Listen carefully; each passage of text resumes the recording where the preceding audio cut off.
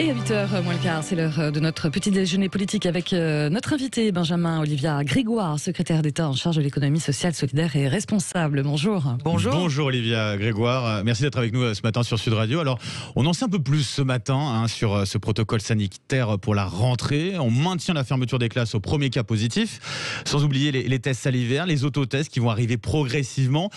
Les parents et les professeurs peuvent être rassurés ce matin ? Je pense qu'ils peuvent être rassurés, même si on va pas se mentir, c'est toujours inquiétant et que les parents, à juste titre, sont toujours inquiets. Mais je crois que on a plutôt des signaux avec un début de baisse des contaminations qui est certes très progressive. Nous avons en parallèle une augmentation importante de la cadence des vaccinations. Vous avez à peu près 1 adulte sur 4 aujourd'hui qui est vacciné et la moitié des plus de 65 ans. Nous serons progressifs, vigilants dans cette reprise, mais je crois que c'est important de donner des perspectives. Je pense aussi aux perspectives au-delà des parents et de nos enfants. Je pense aux perspectives aussi pour notre jeunesse aussi. Je pense que c'est important. Le printemps arrive, le mois de mai, d'avoir quelques terrasses qui réouvrent, d'avoir les lieux de culture qui réouvrent et pas uniquement les musées. Je pense aussi au cinéma. On travaille sur des jauges pour ouvrir aussi les cinémas, les lieux de culture. On entrevoit un peu quand même des faisceaux de lumière au bout du tunnel et je crois qu'ils peuvent être rassurés. Donc selon vous, c'est raisonnable finalement d'avoir ce calendrier, en tout cas de réouverture, de le maintenir ? Je pense que c'est raisonné et je pense que c'est raisonnable. On est extrêmement vigilant, mais il faut absolument donner des perspectives. L'ensemble des pays européens donnent des perspectives à leur population. Ça fait plus d'1 an que les gens sont d'une responsabilité incroyable, subissent cette pandémie. Le printemps arrive, on va faire gaffe pour le dire simplement, mais il faut donner des perspectives et nos écoles, c'est indispensable. Je voulais juste donner un chiffre ce matin à vos auditeurs. 11 semaines de fermeture depuis 1 an et quelques mois en France, 32 semaines en Italie, 26 en Allemagne ou en Angleterre. C'est dire si ce gouvernement, Jean-Michel Blanquer, a tenu à ce que les écoles soient maintenues ouvertes et on sera aussi vigilants, mais c'est notre état d'esprit depuis 1 an et demi maintenant. Sur la vigilance justement, sur ce protocole sanitaire, on a l'impression que, au final, en tout cas pour cette rentrée, ça sera plus ou moins le même protocole sanitaire qu'à la fermeture des établissements scolaires, avec cette fermeture de classe si on a un cas positif, parce que sur les tests salivaires, sur les autotests, ça va venir, mais vraiment petit à petit, si on a bien compris. Vous avez bien compris, vous êtes très clair dans l'expression. Il y a effectivement les tests salivaires, on va continuer aussi les PCR, on va continuer la vigilance et au moindre test salivaire, il y aura des tests PCR derrière. La montée en puissance est fixée par Jean-Michel Blanquer à environ 1 million de tests salivaires dans les prochaines semaines. Est-ce qu'on sait un peu plus précisément quand vous dites dans les prochaines semaines, est-ce qu'on en sait un peu plus ? J'en sais pas plus à cette heure. Moi, j'ai le plaisir d'être à Bercy et pas à l'éducation, mais je l'ai entendu hier s'exprimer à ce sujet. Et on en saura, je vous écoutais, on en sait un peu plus ce matin à 7h48 sur Sud Radio. On en saura beaucoup plus d'ici une dizaine d'heures. À 18h, le Premier ministre détaillera avec précision, comme il le fait souvent. C'est le retour des conférences de presse du jeudi. C'est important et tous les détails seront donnés par Jean Castex ce soir. Olivia Grégoire, vous êtes en charge de l'économie solidaire. Ça concerne notamment le secteur associatif, qui a également été fortement touché par la crise. Les dispositifs actuellement mis en place sont-ils suffisants et est-ce qu'ils sont assez efficaces pour l'ensemble de ces associations ? Alors, merci de la question. Déjà, ça me permet de saluer l'engagement des acteurs de l'ESS, économie sociale et solidaire, dans la crise, et notamment des associations. On a aujourd'hui des associations qui souffrent pour différentes raisons. Elles ont soit pas pu mener leurs activités, ce qui a affaibli leur trésorerie, soit été fermées. Et après plus d'1 an, c'est très difficile. Vous dire d'abord qu'elles sont éligibles, et c'est important, à toutes les aides qui sont disponibles pour les entreprises de droit, les aides de droit commun. Le fonds de solidarité, le prêt garanti d'État, le chômage partiel, mais un chiffre important, seulement 1% des associations ont eu recours au fonds de solidarité. Elles n'ont pas demandé le fonds de solidarité pour beaucoup d'entre elles, pour plein de raisons, des raisons d'information, des raisons aussi d'autocensure. Beaucoup d'associations se disent je vais pas remplir parce que je vais pas être éligible et je vais perdre du temps. C'est quelque chose, l'autocensure, qu'on connaît bien, nous les femmes, donc on tente pas. Et la meilleure façon de ne pas être aidé, c'est quand on le tente pas. C'est pourquoi, au-delà des aides qui ont été mises en œuvre depuis maintenant 1 an, plus d'1 an, j'ai demandé depuis quelques mois et j'ai activé un fonds d'urgence qui permet de déployer 30 millions d'euros supplémentaires pour aider les petites structures de l'ESS, moins de 10 salariés. C'est très simple, il suffit d'aller sur le site web urgence-ess.fr FR, et vous, les acteurs associatifs, mais aussi les petites structures de l'ESS peuvent avoir accès à des aides directes. Je ne parle pas de prêts ici, des aides directes allant jusqu'à 8 000 € pour les structures jusqu'à 10 salariés. On a déjà décaissé, je voulais vous le dire, 10 millions d'euros. On est déjà en train d'aider plus de 1600 structures. Ça a été lancé au mois de février. Il faut absolument que les associations aillent sur ce site urgence-ess.fr pour demander les aides. Pardonnez-moi de le répéter, mais c'est super important. Alors je regardais les derniers chiffres que j'avais là, c'était pour c'était à la rentrée dernière, en septembre dernier, ça date un petit peu. On comptait 4000 associations employeuses menacées de disparaître, près de 30 000 associations au bord du dépôt de bilan. C'est quand même assez inquiétant. C'est assez inquiétant. C'est aussi le reflet, peut-être un peu en avance, mais c'est aussi le reflet des difficultés qui sont devant nous. On a eu certes moins de défaillances, comme on dit, d'entreprises en 2020 par rapport à 2019, mais il faut s'attendre quand même à ce que nous ayons des défaillances. Le secteur associatif connaît ces défaillances déjà. Je m'attendais à ce qu'il y ait effectivement 5000 associations en risque de mort, en risque létal. C'est pour ça que je n'ai pas attendu qu'elles soient en risque de mort et que nous avons, dès l'été dernier, avec Jean Castex, activé et voté grâce aux parlementaires en décembre ce fonds d'urgence. L'idée, c'est vraiment que l'État vienne aider les 4-5 000 associations qui sont justement dans ce risque de mort et mettre plus que les aides de droit commun, que le fonds de solidarité, etc., en accompagnant avec des aides directes. Et s'il faut faire plus, je vais être très clair, nous irons et j'irai demander plus au Premier ministre pour continuer à aider les associations. On est très sensible évidemment au secteur associatif. C'est bien joli de remercier les associations dans des discours quand on fait de la politique. C'est quand même mieux de les aider très concrètement et de déployer des fonds pour elles. Donc de possibles nouvelles aides si besoin. Si besoin était, oui. Et une pérennisation d'une certaine façon, en tout cas sur à moyen terme sur ces aides-là, petit petit en tout cas. Alors, pérennisation, c'est comme... Pas pérennisation, mais ce que je veux dire, c'est qu'en gros, l'idée, c'est qu'effectivement, elles vont encore subir cette crise-là pendant de longs mois. Donc, est-ce que ces aides vont être maintenues encore un peu dans le temps ? Voilà. Alors, les aides... D'abord, merci de votre question. Ça me permet de préciser une chose de façon très claire. Nous ne retirerons pas l'échelle brutalement. Que ce soit pour les entreprises ou que ce soit pour les associations. Un certain nombre de secteurs économiques ont été particulièrement touchés, et c'est pareil pour les associations. Je pense aux associations culturelles, sportives, aux associations de tourisme qui emmènent nos jeunes en vacances, par exemple. Le gouvernement est responsable, nous ne retirerons pas ces aides de façon brutale et nous continuerons à tuiler, je dirais, c'est-à-dire à enchaîner les aides jusqu'à ce que les associations notamment puissent avoir accès au plan de relance. Il y a 1,3 milliard d'euros pour l'économie sociale dans le plan de relance.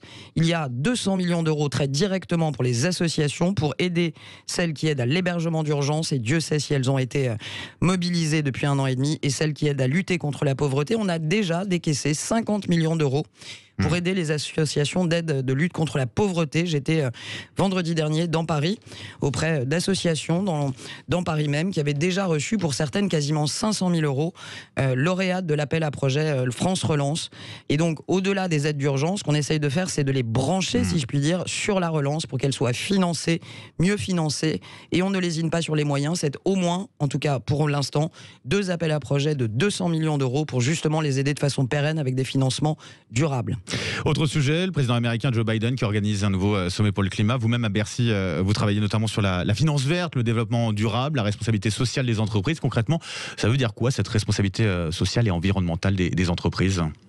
Ça veut dire que nous, en tant que consommateurs, de plus en plus, et pas que les jeunes, même si le jeune nous y pousse, mais de plus en plus, on se rend compte que les consommateurs ne veulent plus uniquement consommer, ils veulent savoir d'où viennent les produits qu'ils consomment, comment ils ont été fabriqués, est-ce que la provenance est saine, est-ce que les conditions dans lesquelles ces produits ont été fabriqués sont responsables, et de plus en plus, au-delà des produits, les consommateurs veulent en savoir plus sur le comportement des entreprises qui fabriquent ces produits, ces biens, ces services. Et donc, l'Europe, au même titre d'ailleurs que le reste du monde, les États-Unis et la Chine travaillent aussi sur ce sujet. L'Europe a annoncé hier, et c'est une grande annonce, qu'elle allait se mettre au travail pour définir des critères, des indicateurs, une sorte de grammaire commune qui va permettre aux entreprises qui va obliger les entreprises de plus de 250 salariés à faire savoir ce qu'elles font au plan environnemental, social et en matière de gouvernance et de partage du pouvoir. En un mot, ça veut dire quoi ? Ça veut dire que l'exigence des consommateurs, elle est croissante, et qu'au-delà de savoir ce que les produits ont de responsable et de transparent, les consommateurs à juste titre et les épargnants veulent savoir quel est le comportement des entreprises. Imaginons 2 minutes acheter un produit qui a certes une belle transparence, qui a une bonne traçabilité, mais qui est fabriquée dans des conditions complètement irresponsables à l'autre bout du monde.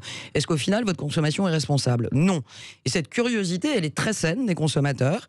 Et donc aujourd'hui, l'ensemble du monde est en train de définir des règles pour qu'on voit mieux, qu'on soulève le capot et qu'on voit mieux comment les entreprises fabriquent, produisent, transportent leurs produits et comment, au plan ESG, comme on dit, environnemental, social et de la gouvernance, elles pratiquent. Ça prendra un peu de temps, il va falloir qu'on se mette d'accord. C'est aussi l'avantage de l'Europe. Et du côté de la France, vous voulez porter quels critères en particulier vous-même? Nous allons porter des critères au nom de la France, mais au sein de l'Europe. Je travaille beaucoup avec mes homologues européens. Des critères qui ressemblent en un mot à ce qu'est notre modèle écologique et social. Ces critères, c'est pas pour enquiquiner les entreprises. Ces critères, ce sont des critères qui incarnent le modèle social et écologique que nous voulons en Europe. Qu'est-ce qu'on veut? On veut par exemple en Europe, et on est nombreux, qu'il y ait de l'apprentissage, qu'il y ait de la formation. Avoir un emploi, c'est important. Avoir un salaire, c'est fondamental. Être formé, accompagné tout au long de la vie, ça l'est aussi. Il y a une sensibilité européenne à l'apprentissage, à la formation, que ce soit en France, en Allemagne, en Italie, beaucoup plus que dans d'autres pays du monde, beaucoup plus qu'en Asie ou aux États-Unis. Deuxièmement, par exemple, nous sommes très sensibles au sujet du partage de la valeur. En France, en Allemagne, en Europe, que ce soit la participation, l'intéressement, les primes qui sont données aux collaborateurs qui s'engagent dans l'entreprise, en plus du salaire, c'est un marqueur européen, beaucoup plus que dans d'autres pays du monde. Et voilà par exemple 2 exemples qui incarnent le partage de la valeur, notamment la vision sociale et écologique de l'Europe. Donc c'est très important, ces indicateurs. Ils vont venir déterminer les fondamentaux de notre modèle économique. Et c'est aujourd'hui un pas important en plus de ce qui a été annoncé, parce que tout ça est cohérent. On a travaillé pendant des mois et Pascal Canfin était à la manœuvre. Ça n'est pas rien, l'annonce qui a été faite de l'engagement de moins 55% de gaz à effet de serre d'ici 2030. Ouais. C'est une journée très importante aujourd'hui, merci de le rappeler. C'est le premier sommet pour le climat de Joe Biden. Il se pourrait, et je croise les doigts, je vais vous dire, il se pourrait que les États-Unis, enfin, après avoir annoncé revenir dans les accords de Paris, ça n'est pas anodin, annoncent enfin qu'ils s'engagent et qu'ils fassent un point intermédiaire là, mais qu'ils s'engagent à une réduction aussi drastique que l'Europe des gaz à effet de serre d'ici à 2030, possiblement de 50%. Si cette annonce est faite ou était ébauchée par Joe Biden aujourd'hui, ça voudrait dire que l'Europe et les États-Unis sont raccords, si vous m'autorisez l'expression, pour engager une baisse de gaz à effet de serre importante et, je dirais, similaire pour les 2 continents. On ne peut pas faire cette révolution écologique tout seul dans notre pays. On ne peut pas non plus faire cette révolution écologique tout seul en Europe. Il est indispensable que les Américains et l'Asie soient aussi à nos côtés. Espérons que Joe Biden aura ce courage aujourd'hui. On va parler de la présidentielle aussi. Oui, c'est important. C'est dans un an. C'est dans un an. Voilà, avec Xavier Bertrand qui est déjà candidat. Vous le connaissez bien. J'ai travaillé avec lui. Il y a presque prescription, mais je l'assume. Oui. Il s'en est beaucoup pris au bilan sur la sécurité d'Emmanuel Macron. Ça peut être un candidat de taille, redoutable pour Emmanuel Macron pour 2022.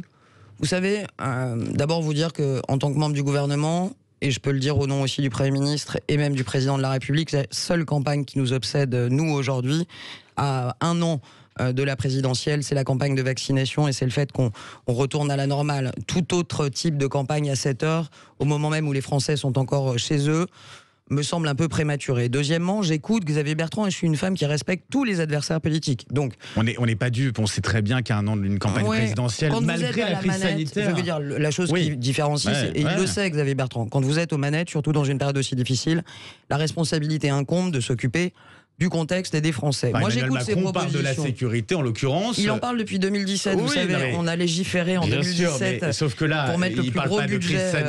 Il n'est pas sur la crise sanitaire, en l'occurrence. Il parle de sécurité. C'est un autre type de sécurité du quotidien. Il a toujours parlé du régalien, comme on dit. Vous savez, on a enclenché une hausse comme jamais vue sur le budget de la sécurité. On a enclenché la loi de sécurité globale. On a mieux accompagné les policiers. On a 1,7 milliard d'euros aujourd'hui sur la table en matière de budget à l'intérieur, ce qui est en augmentation. Nous, on fait depuis 2017, on n'est pas trop dans la surface.